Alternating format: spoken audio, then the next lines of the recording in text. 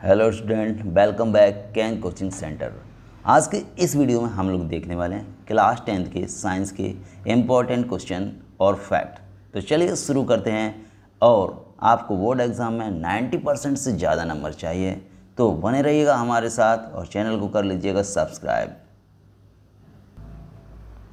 तो यहाँ पर सबसे पहले हम लोग जानेंगे संकलन अभिक्रियाएँ क्या होती हैं। तो संकलन अभिक्रियाएँ क्या होती हैं समझिएगा। वे क्रियाएं जो कार्बन कार्बन के बीच द्विआबंध या त्रिआबंध होने पर वे अन्य परमाणुओं से क्रिया करके योगात्मक उत्पाद बनाता है तथा द्विआबंध या त्रिआबंध एकल आबंध में परिवर्तित हो जाता है।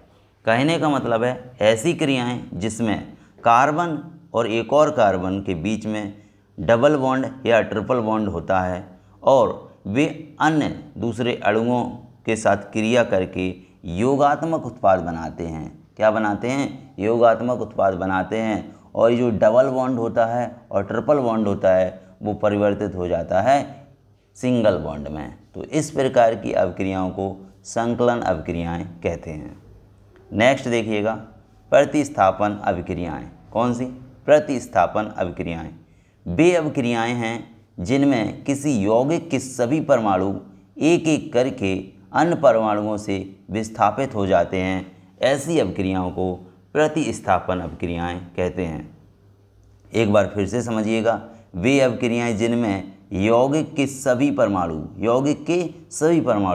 एक एक करके अन्य परमाणुओं से विस्थापित मतलब अलग हो जाते हैं। इस प्रकार की क्रियाएं प्रतिस्थापन अभिक्रियाएं कहलाती हैं।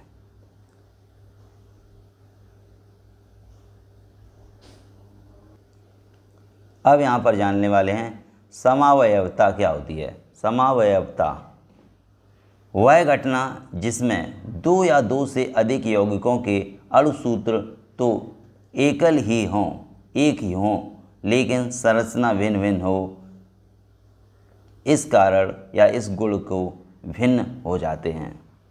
यानी कि समावयवता का मतलब है बेटा ऐसे यौगिक जिनके अणुसूत्र तो एक जैसे हों लेकिन उनकी संरचना भिन्न भिन्न हो और उनके गुण भी अलग अलग हों।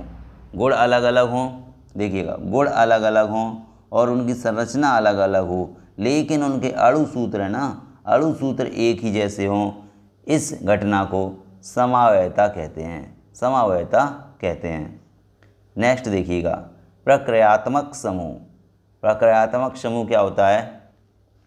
परमाणु या परमाणुओं का समूह जो कार्बनिक यौगिकों की अभिक्रियाशीलता बताता है और उसके विशिष्ट गुणधर्मों अथवा क्रियाओं को सुनिश्चित करता है, प्रक्रियात्मक समूह कहलाता है। यानी कि आपने देखा होगा किसी यौगिक के सूत्र में लास्ट में कुछ समूह जैसे कि OH, इस टाइप का HCOH आदि जुड़े होते हैं।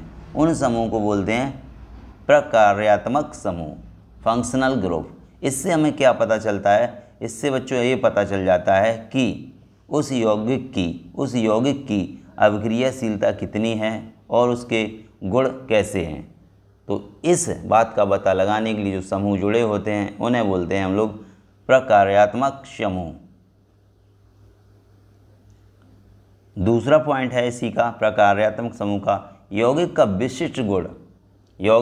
विशिष्ट गुण कार्बन श्रृंखला की लंबाई और प्रकृति पर निर्भर नहीं करता है। यौगिकों के जो विशिष्ट गुण होते हैं वो कार्बन श्रृंखला की लंबाई और प्रकृति पर निर्भर नहीं करते हैं। नेक्स्ट और कुछ पॉइंट जान लेते हैं जो आपके लिए बहुत ही इम्पोर्टेंट हैं।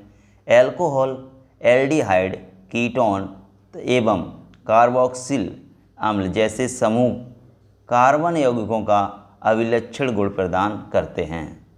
नेक्स्ट देखिएगा पॉइंट, कार्बन तथा उसके यौगिक हमारे ईंधन के प्रमुख स्रोत हैं।